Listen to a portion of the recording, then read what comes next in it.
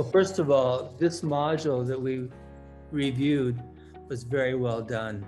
And then you take the red line version and then you make it a PDF. I like the module for that reason. You included all of these. I was very impressed. We must take writing, speaking, or improve as a teacher. The dream is it possible for the teachers to come to USA to do something about English learning or everything about it? Teachers, don't ever afraid to have dreams. This encourage us very much, and we are excited to do the next module.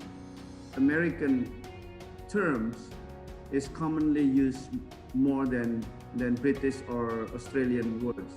And how we rearrange the sequence so that it can be a proper flow in the module. So I think we need to get that guidance from you. So the first step in doing these modules is to create learning objectives and then doing 2 or 3 learning objectives for each module.